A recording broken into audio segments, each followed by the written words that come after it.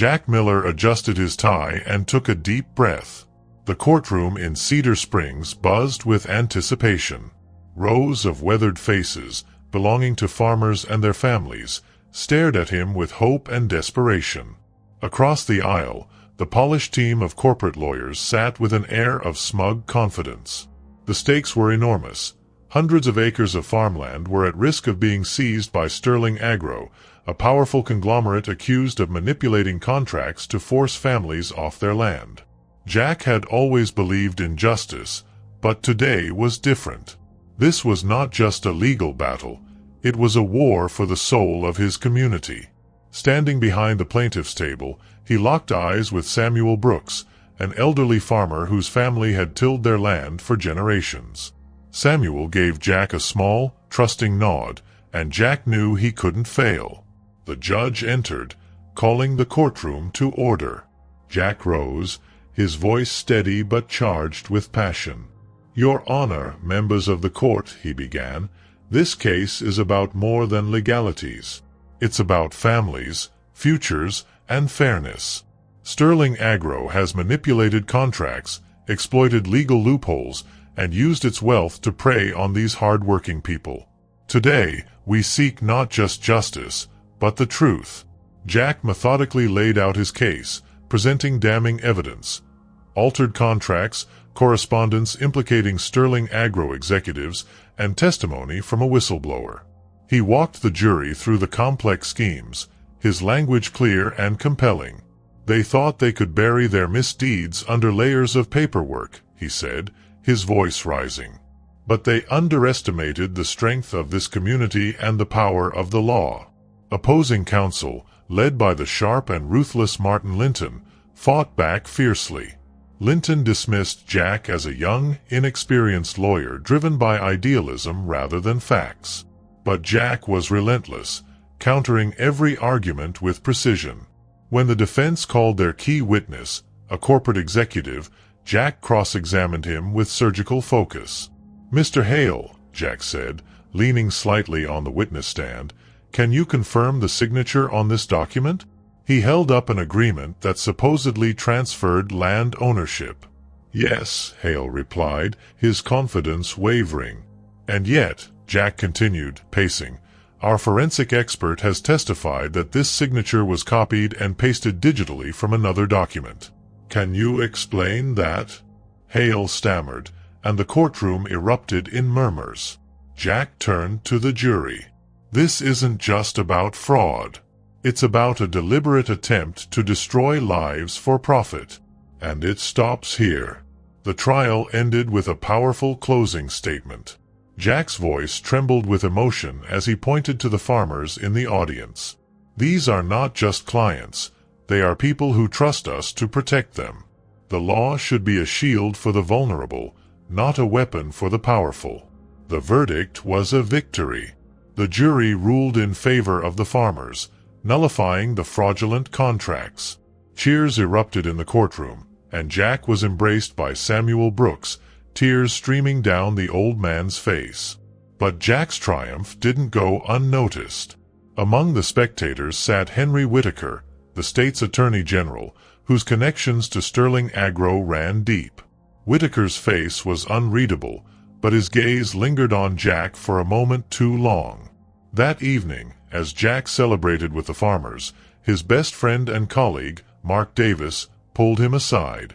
"You were incredible today, Jack," Mark said, clapping him on the shoulder. "But you've made some powerful enemies." Jack smiled, shrugging off the warning. "If standing up for what's right makes me enemies, then so be it." Unbeknownst to Jack, Whitaker had already begun orchestrating a plan to silence him. For months, Jack delved deeper into the corruption surrounding Sterling Agro, uncovering a web of connections that implicated high-ranking officials. Mark, always by his side, seemed unwavering in his support. Then came the fateful day when Jack's world crumbled. He was preparing to present explosive evidence against Whitaker when his office was raided by police. "You're under arrest for the murder of Peter Collins," an officer announced, handcuffing Jack as he stood frozen in shock. "Wait, what?" "This has to be a mistake," Jack protested, his voice cracking. But the evidence was damning.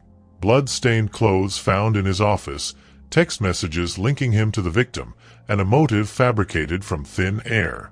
The courtroom that had once erupted in cheers for Jack now whispered in disbelief. Friends turned away, and the farmers he had defended looked at him with suspicion. Mark, his closest confidant, promised to clear his name. But as the trial unfolded, Jack began to sense something was wrong. Mark was evasive, and the evidence against him was impossibly precise.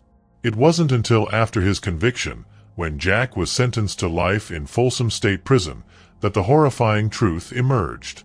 Through whispers in the prison yard and an old newspaper clipping smuggled into his cell, Jack learned that Mark had betrayed him. Subpoenaed bank records revealed payments from Whitaker to Mark, confirming what Jack had feared. His best friend had sold him out. In solitary confinement, Jack's days blurred into nights. He marked time with scratches on the wall and recited legal arguments in his head to stay sane. His body weakened, but his spirit burned with quiet rage. Every betrayal, every moment of humiliation, hardened his resolve. "I will survive," Jack whispered to himself in the darkness. "And one day the truth will come out." Years turned into decades, but Jack never lost hope. Folsom was meant to break him, but instead it forged him into something unyielding. He was no longer the idealistic lawyer from Cedar Springs. He was a man with nothing to lose and a fire to reclaim his life. Emily Carter adjusted her hard hat, her brow furrowed as she surveyed the crumbling walls of Folsom State Prison's East Wing. The sprawling complex had been a monument to justice turned into a relic of an unforgiving system. Emily, a determined civil rights lawyer from San Francisco, had taken on the task of overseeing the demolition of the prison's outdated structures as part of a broader reform initiative. For her, this was meant to be just another bureaucratic assignment, until the faint sound of tapping caught her attention. "Did you hear that?" she asked one of the contractors. The man shrugged. "Old buildings make noises. Probably rats." But Emily wasn't convinced. She followed the sound down a long-forgotten hallway, her footsteps echoing against cold concrete. Dust filled the air as she reached a rusted door partially concealed behind debris. Her heart raced as she pushed it open to reveal a hidden cell, its bars coated with decades of grime. Inside sat a skeletal figure, his hair matted and eyes hollow. Who are you?" she stammered, her voice barely above a whisper. The man slowly raised his head, his voice raspy from disuse. "My name is Jack Miller." Emily froze. The name was vaguely familiar, but the sight before her overwhelmed her senses. She signaled for help, and soon, paramedics arrived to extract the frail man from his prison. Jack was rushed to a hospital, where weeks of intensive care helped him regain some semblance of physical health. Yet his mind remained a fortress of trauma, guarded by bitterness and mistrust. When Emily visited him, he refused to meet her gaze, staring blankly out the window. "I want to help you," she said softly, pulling up a chair beside his bed. Jack finally turned his head, his voice laced with exhaustion. "Help? Where were you 30 years ago? Everyone promised to help, and look where I ended up." Emily wasn't deterred. She had spent her career fighting for people like Jack, those swallowed whole by a system that thrived on silence. She began poring over old records, determined to uncover the truth behind Jack's imprisonment. Her initial searches yielded little. Many of the case files had mysteriously vanished, and what remained was heavily redacted. Each dead end only fueled her resolve. Meanwhile, Jack began to open up in small, guarded increments, sharing fragments of his story. He told her about his idealism, the farmers he had defended, and the betrayal that shattered his life. "It was Mark Davis," he said one night, his voice trembling with anger. "I trusted him. He planted the evidence. And Whitaker. He was behind it all. The name Henry Whittaker sent shivers down Emily's spine. Now a powerful senator, Whittaker was a formidable adversary with deep political connections. Emily knew she was treading dangerous ground, but she also knew she couldn't back down. With Jack's cooperation, Emily pieced together the timeline of events leading to his conviction. She worked late into the night, sifting through newspaper archives, old court records, and whispers from retired prison guards. One guard, hesitant but compelled by guilt, admitted to keeping Jack in solitary confinement on orders from higher-ups. They wanted him forgotten, the guard confided. But he never stopped fighting, even when no one could hear him. As Emily's investigation gained momentum, she faced mounting resistance. Colleagues questioned her priorities, warning her not to dig up the past. Anonymous threats began to arrive, emails, letters, even a brick through her office window with a note scrawled in black marker, "Drop the case, or else." Emily showed the brick to Jack during one of her visits. "They're scared," she said, her voice steady despite the growing danger. "Which means we're getting closer." Jack regarded her with a mix of admiration and caution. "You're risking everything for someone you barely know." "Why?" "Because the truth matters," Emily replied firmly. "And because no one deserves to be buried alive." As weeks turned into months, the story began to attract media attention.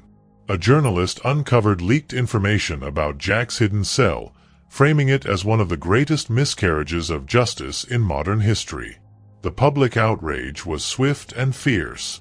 Protesters gathered outside Whittaker's offices, demanding accountability. But Whittaker was a seasoned politician, skilled at deflecting blame. He appeared on national television, dismissing the accusations as baseless conspiracy theories. "I have dedicated my career to upholding the law," he declared, his voice dripping with conviction. "These claims are nothing more than attempts to tarnish my reputation." Emily knew Whittaker's denials were lies, but proving it would require irrefutable evidence. She focused her efforts on finding Mark Davis, now a reclusive figure living in suburban anonymity. After several attempts to confront him, she finally cornered him outside a grocery store. "Mark Davis," she said, blocking his path. "I'm Emily Carter, and I'm working on Jack Miller's case." Mark's face paled, and he tried to push past her. "I have nothing to say." Emily stepped closer, her tone sharp. "You destroyed an innocent man's life. Do you really think you can walk away from that?" Mark hesitated, his hands trembling. "You don't understand," he muttered. "They made me do it." Whittaker. He had leverage. "Then tell the world," Emily urged. "Help me take him down." Mark's eyes darted nervously, but he didn't respond. The confrontation left Emily more determined than ever. She knew she couldn't rely on Mark to come clean, so she redoubled her efforts to uncover other connections. Her persistence led her to a forgotten storage unit containing old financial records from Folsom State Prison. Among the dusty boxes, she found a ledger detailing payments made to guards and officials, payments traced directly to Whittaker's campaign fund. The breakthrough electrified her team, but it also put a target on her back. Late one night, as Emily worked alone in her office, the lights suddenly cut out. Moments later, she heard the creak of a door and the shuffle of footsteps. Her heart pounded as she grabbed a paperweight for defense. "Who's there?" she demanded, her voice steady despite her fear. The intruder didn't answer, but a silhouette emerged in the dim light. Before Emily could react, her office phone rang, breaking the tension. The figure retreated into the shadows, leaving her shaken but unharmed. When she answered the call, it was Jack. His voice, though weak, carried a note of determination. "Emily," he said, "if they're coming after you, it means we're winning. Don't stop now." Those words became Emily's mantra as she pushed forward. Together, she and Jack prepared for the next phase of their fight, knowing the road ahead would be even more perilous. But for the first time in decades, Jack felt a flicker of hope that the truth, buried for so long, might finally see the light of day. The courtroom buzzed with restless anticipation as Jack Miller, flanked by his lawyer Emily Carter, entered under heavy guard. His steps faltered slightly, memories of his first trial flashing before his eyes. The whispers of betrayal, the gavel slamming down, the cold realization of his prison sentence, it all came rushing back. But this time was different. This time, he had a chance to expose the truth. Emily leaned close, her voice firm but reassuring. "Jack, they'll try to rattle you, but you've been through worse. Just stick to the facts. You've got this." Jack nodded, though his clenched fists betrayed the storm within. As they approached the stand, his gaze fell on the defense table where Henry Whittaker sat, exuding smug confidence. Whittaker had perfected the role of an untouchable senator, his reputation carefully curated to mask decades of corruption. As proceedings began, the tension thickened. The judge, a seasoned veteran of high-profile cases, called the court to order. The prosecution, led by Emily, laid out the stakes. "This case," she declared, her voice echoing through the courtroom, "is not just about Jack Miller's innocence. It's about exposing the systematic corruption that rots the foundations of our justice system." Jack took the stand, his hands gripping the edges as he faced the jury. Emily guided him through his testimony, starting with his life before the betrayal. He spoke of his work defending farmers, his clash with corporate greed, and his fateful arrest. "Mr. Miller," Emily prompted, "when did you first suspect the charges against you were fabricated?" Jack's voice, though steady, carried the weight of decades lost. "I knew at the moment they said I'd murdered Peter Collins. I never even met the man. But when they showed me the evidence, the bloody shirt, the planted messages, I realized someone had gone to great lengths to frame me." Emily pressed on. "And who do you believe orchestrated this?" "Henry Whittaker," Jack said, his voice rising. "He locked eyes with the senator. He had everything to gain by silencing me. I was getting too close to exposing his ties to Sterling Agro and the schemes they ran." The courtroom erupted in murmurs, quickly silenced by the judge's gavel. Whittaker's defense team immediately went on the attack, their lead attorney, Charles Vance, launching into a ruthless cross-examination. "Mr. Miller," Vance began, his tone dripping with condescension, "isn't it true that you've been in prison for 30 years? That hardly makes you a credible witness, does it?" Jack met Vance's gaze, his voice unwavering. "It makes me the only witness to the lengths Whittaker went to bury the truth." The courtroom tension climbed as Emily introduced the financial records she had unearthed, a ledger linking prison officials to campaign funds from Whittaker. The defense pounced, dismissing it as circumstantial and calling into question Emily's methods. Their efforts to derail the case took a violent turn that afternoon. On the way back to the courthouse after a recess, the convoy transporting Jack was ambushed on a remote stretch of road. An unmarked SUV cut off the lead car, and masked gunmen opened fire. Jack crouched in the back seat as bullets shattered the windows. "Stay down," barked Michael Brooks, the FBI agent assigned to protect him. Michael, a towering figure with sharp instincts, took control of the chaos. Returning fire, he directed the driver to veer off the road into a wooded area. The ensuing chase was chaotic. Tires screeched as the convoy wove through narrow paths, the attackers relentless. Michael managed to shoot out one of the SUV's tires, sending it careening into a ditch. The remaining gunmen fled, but the message was clear: Whittaker's allies would stop at nothing to silence Jack. The courtroom was more fortified the next day, but the attack had left its mark. Jack appeared shaken, his resolve tested but unbroken. Emily took the opportunity to highlight the assault as evidence of Whittaker's desperation. "What kind of innocent man orders such violence?" she asked the jury. The trial's turning point came when Michael introduced a surprise witness, a former prison guard who had overseen Jack's confinement. The guard, his voice shaky but determined, described the orders he received to keep Jack isolated. "They told me he was dangerous," the guard admitted. "But he wasn't. He was just a man they wanted to disappear."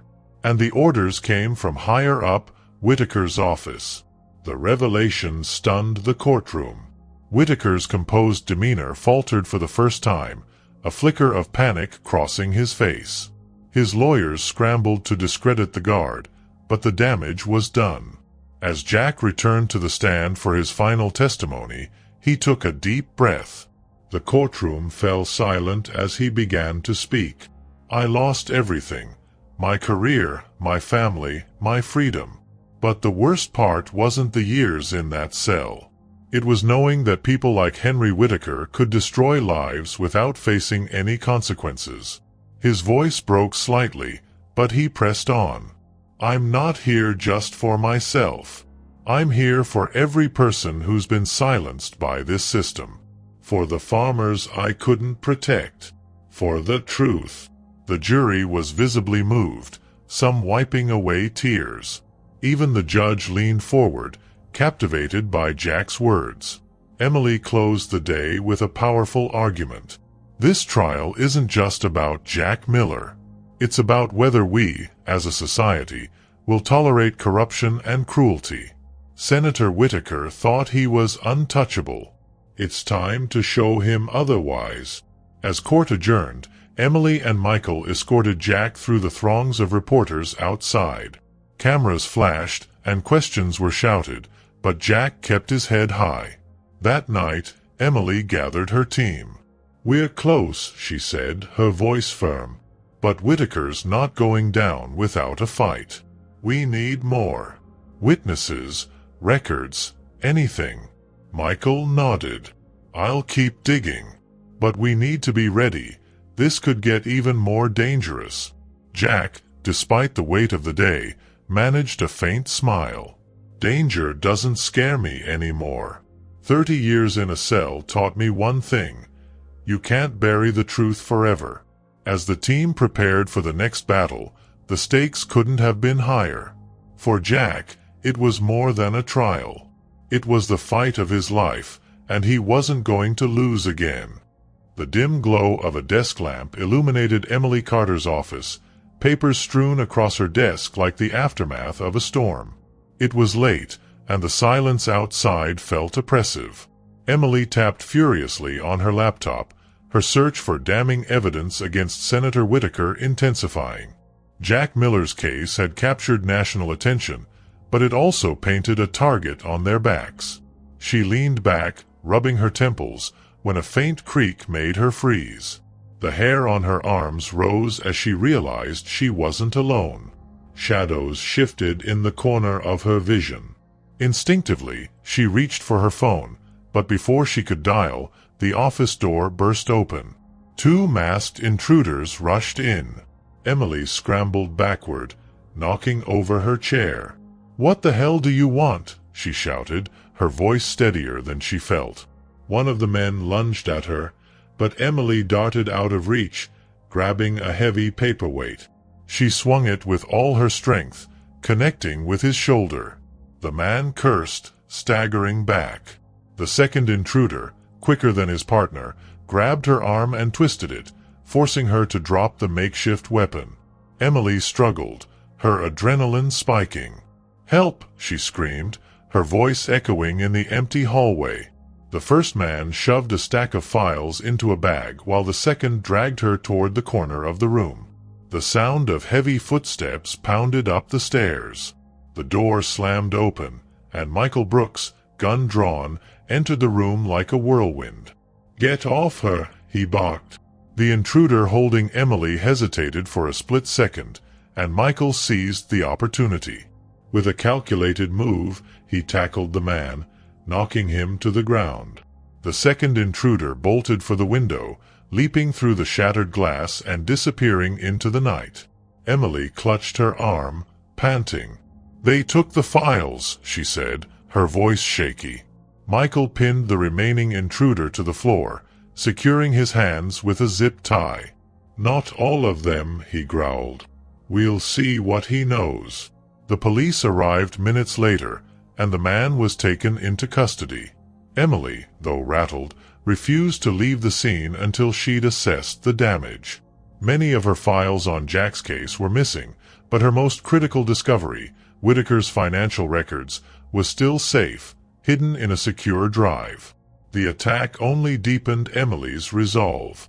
The next morning, she met with Jack and Michael at a safe house provided by the FBI. Jack's face darkened as Emily recounted the events.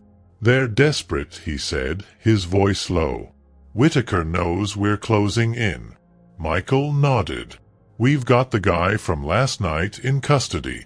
Let's hope he talks. In the meantime, I found something." He placed a folder on the table, its contents detailing a warehouse linked to Whitaker's shell companies.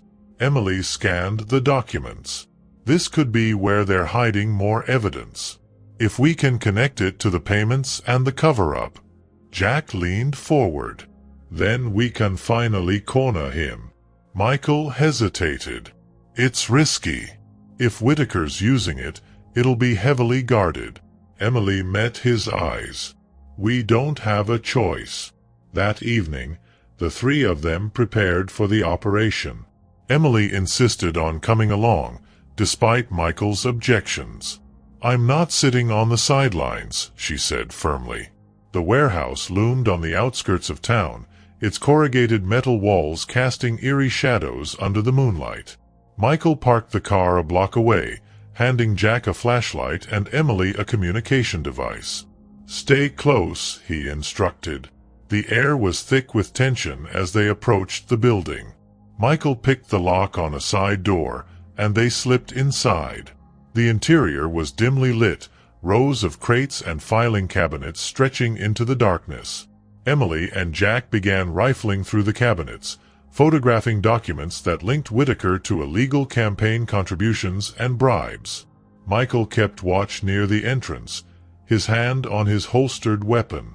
"Got it," Emily whispered triumphantly, holding up a folder. Their victory was short-lived. The sound of approaching footsteps echoed through the warehouse. Michael motioned for them to stay hidden, drawing his gun. Two guards entered, their flashlights cutting through the darkness. Michael waited until they were close before stepping into view. "Drop your weapons," he commanded. One guard hesitated, but the other reached for his gun. Michael fired a warning shot, and chaos erupted. The guards split up, one shouting into a radio. Emily and Jack ducked behind a stack of crates. "We can't stay here," Jack said, his voice tense. Michael gestured for them to move toward the exit. "Go. I'll cover you." As they ran, one of the guards reappeared, blocking their path. Jack, summoning strength he hadn't used in decades, tackled the man. They wrestled on the ground until Emily grabbed a nearby wrench and struck the guard, knocking him out. "Let's go," she urged, pulling Jack to his feet. They burst through the side door, Michael close behind. The trio sprinted to the car, the sound of shouting guards fading into the distance. Breathless but triumphant, they sped away. Michael glanced in the rearview mirror. "You two okay?" Emily nodded, clutching the folder to her chest. "More than okay. We've got him." Back at the safe house, they combed through the recovered documents.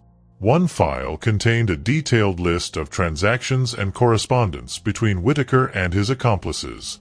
Emily's hands trembled as she read aloud. "This proves everything," she said, her voice tinged with both exhaustion and triumph.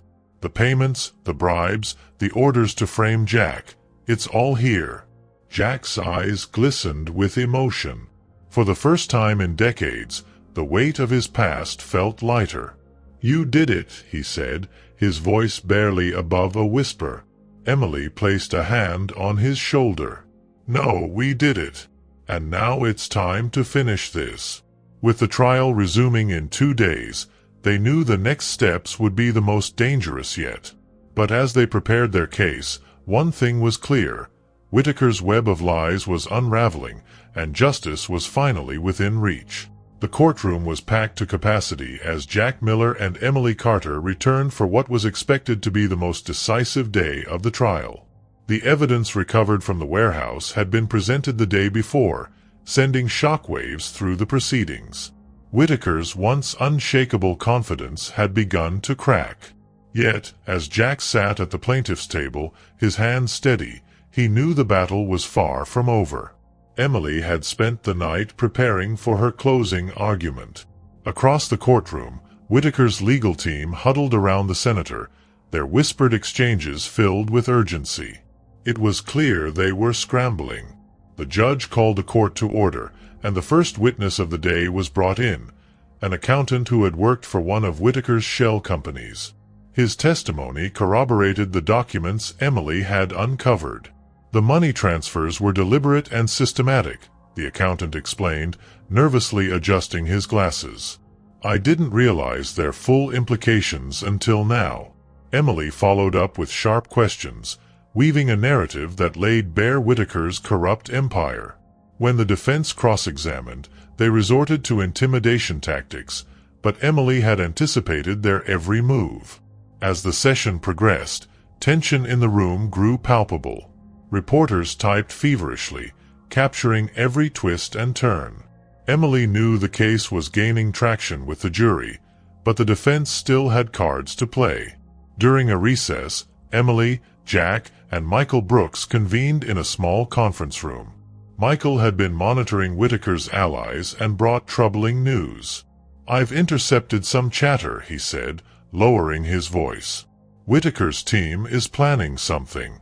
They're desperate, and desperate people do dangerous things." Jack clenched his fists. "Let them come. They've already taken everything from me. I'm not running now." Emily nodded, though unease flickered in her eyes. "We'll be ready. But let's stay focused on the trial. The jury needs to see the full picture." The trial resumed, and Emily called Jack to the stand for his final testimony. As he walked to the witness box, a hush fell over the room.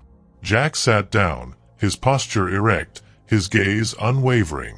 "Mr. Miller," Emily began, standing before him, "you've endured decades of injustice. What would you say to those who doubted your innocence?" Jack inhaled deeply, his voice steady but charged with emotion. "I would say this: the truth doesn't die, even when you try to bury it. For 30 years, I was buried, forgotten. But I never stopped believing that one day, someone would listen. That someone would care enough to uncover the truth." Emily nodded. "And what does justice mean to you now?" Jack's voice hardened. "It means holding men like Henry Whitaker accountable. It means proving that no one is above the law, not even a senator. Justice isn't just for me. It's for everyone who's been crushed by corruption." The jury was riveted, some wiping away tears. Even the judge leaned forward, visibly moved by Jack's words. The defense launched their final attempt to discredit Jack. Charles Vance, Whitaker's lead attorney, rose with a smug expression. "Mr. Miller," he began, "isn't it true that you've spent 30 years in prison? That you've had plenty of time to fabricate this story to suit your narrative?" Jack met Vance's gaze unflinchingly. 30 years gave me time to remember every detail, every betrayal, every injustice.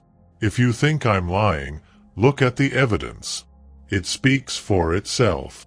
Vance faltered, but he pressed on. "Isn't it also true that you were involved in shady dealings with the very corporations you claim to oppose?" Emily objected, her voice sharp, unsubstantiated and irrelevant. The judge sustained the objection, and Vance reluctantly sat down, his smugness diminished. As the trial moved toward its conclusion, Emily prepared her closing statement. She took a deep breath before standing, her voice resonating with conviction. "Members of the jury, This trial is about more than one man's innocence. It's about confronting a system that allows powerful men to manipulate the law for their own gain. Jack Miller was an idealistic lawyer who stood up for what was right. And for that, he was betrayed, silenced, and buried. But the evidence we've presented leaves no doubt. Henry Whitaker orchestrated this injustice. This is your moment to send a message, to show that no one is untouchable, to restore faith in a system that has failed so many.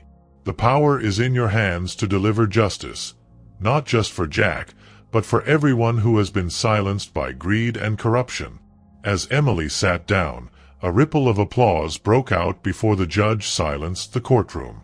The jury was sent to deliberate, and the wait was agonizing. Hours stretched into the evening, every minute weighed down with uncertainty. Jack, Emily, and Michael sat in a quiet corner of the courthouse, the tension almost unbearable. Finally, the bailiff appeared, summoning them back to the courtroom. The jury had reached a verdict. Jack's heart pounded as he stood, walking slowly back to his seat. Emily placed a reassuring hand on his arm, her own nerves tightly wound. The courtroom fell silent as the foreman rose. In the matter of Jack Miller versus the state, we find the defendant. Jack held his breath, his entire life hanging on the next word. Not guilty. The courtroom erupted in cheers, reporters scrambling to document the historic moment. Emily exhaled sharply, tears welling in her eyes as she turned to Jack. "It's over," she whispered. Jack's hands trembled as he covered his face, years of anguish and hope colliding in an overwhelming surge of emotion. For the first time in decades, he felt truly free. But even in victory, the fight wasn't over. Whitaker had yet to face trial for his crimes, and Jack knew the battle for justice extended far beyond his case. As the celebrations unfolded, Jack addressed the crowd of supporters outside the courthouse. "This isn't just my victory," he said, his voice clear and strong. "It's a victory for truth, for everyone who believes in justice. And I promise you this, I won't stop fighting until every last shred of corruption is exposed." The crowd roared, and as Jack looked at Emily and Michael, he saw in their faces the same determination that had carried them this far. Their fight wasn't finished. It had only just begun. The night air was tense, filled with the low hum of engines and the distant wail of sirens. At a private airstrip on the outskirts of Denver, Henry Whitaker moved with hurried precision, flanked by 2 bodyguards. His meticulously tailored suit was crumpled, and for the first time in his career, his polished demeanor was shattered. The senator, now exposed as the mastermind behind Jack Miller's wrongful conviction and decades of corruption, had been charged and was moments away from being apprehended. But Whitaker had no intention of facing justice. A sleek private jet awaited on the runway, its engines roaring to life. Whitaker glanced over his shoulder as he climbed the stairs, his mind racing. He had used every ounce of influence to evade the law, but Emily Carter's relentless pursuit had cornered him. Unbeknownst to Whitaker, Emily, Jack, and Michael Brooks were closing in. "We can't let him escape," Michael said, his voice firm as he drove their SUV through the winding backroads toward the airstrip. "He's running because he knows there's no way out," Emily added, her eyes blazing with determination. "We're not letting him win." Jack sat silently in the back seat, his hands gripping the edge of the seat. After 30 years of betrayal and silence, the thought of Whitaker slipping away was unbearable. "Whatever it takes," he muttered. "We end this tonight." As they neared the airstrip, the SUV's headlights caught the shimmer of the jet's fuselage. Whitaker was seconds away from boarding. Michael slammed on the brakes, sending the vehicle skidding to a stop. "Move!" he barked, pulling his weapon as he and Jack leapt out of the car. Emily followed close behind, shouting into her phone. "We need backup at Denver Airfield now." The commotion drew the attention of Whitaker's guards. Shots rang out, forcing Michael and Jack to dive behind a stack of fuel drums. Emily ducked into cover, clutching the folder of incriminating evidence they had compiled. Whitaker paused at the top of the jet stairs, barking orders to his guards. "Keep them back. We're leaving." Jack's blood boiled as he peeked around the drums. The man who had stolen his life was mere moments from escape. With gritted teeth, he made a decision. "Cover me," he said to Michael. Before Michael could object, Jack bolted toward the jet, weaving between the guards' gunfire. His body moved with a desperation that outweighed his years of confinement. Emily gasped. "Jack, no." Jack reached the base of the jet stairs, grabbing a loose metal rod from the ground. Whitaker turned, his face pale as he saw Jack ascending. "Stay back," Whitaker shouted, his voice cracking. "You don't get to run," Jack snarled, swinging the rod and striking the handrail. The metallic clang echoed over the roaring engines. Whitaker's guards moved to intervene, but Michael fired a warning shot, forcing them to retreat. Emily rushed forward, pulling out a recording device. "This ends here, Whitaker. You're caught." Whitaker's panic turned to anger. "You think you've won? People like me don't fall," he spat. Jack climbed the last step, standing face to face with the man who had destroyed him. The years of rage, pain, and hopelessness burned in his chest. "You tried to bury me," Jack said, his voice low but charged with fury. "But I climbed out. And now you're going to pay." Whitaker lunged, but Jack anticipated the move, grabbing him by the lapels and slamming him against the jet's cabin door. The senator struggled, but Jack's grip was unrelenting. "Enough!" Michael shouted, his weapon trained on the guards as reinforcements from the FBI swarmed the tarmac. "Stand down, all of you." The guards dropped their weapons as agents surrounded the jet. Emily, clutching the evidence folder tightly, stepped forward. "Senator Henry Whitaker, you're under arrest for corruption, conspiracy, and obstruction of justice." Whitaker sagged against the cabin door, his bravado crumbling. "This isn't over," he muttered, but the fight had left his voice. Jack released him, his breathing heavy. For a moment, he simply stared at Whitaker, the weight of 30 years pressing down on him. Then he turned to Emily and Michael, his expression one of quiet triumph. "It's over," Jack said, his voice steady. As Whitaker was escorted away in handcuffs, the media descended on the airfield, cameras capturing every angle of the dramatic arrest. Jack, Emily, and Michael stood together, a united front against the corruption they had fought so hard to expose. In the weeks that followed, Whitaker's trial became a national spectacle. The evidence Emily had uncovered was irrefutable, and the former senator was sentenced to decades in federal prison. His downfall sparked sweeping reforms in the justice system, inspired by Jack's story. Jack, now a free man and a symbol of resilience, began a new chapter. He moved to Denver, where he helped establish a foundation dedicated to fighting wrongful convictions.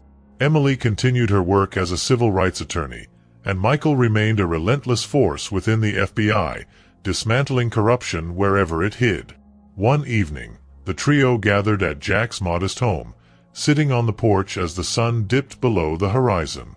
Jack sipped his coffee, his gaze fixed on the distant mountains. "I never thought I'd see this," he admitted, his voice tinged with both sadness and gratitude. "A life outside those walls." Emily smiled. "You earned it, and you've given so many others hope." Michael raised his glass. "To justice, and to never giving up."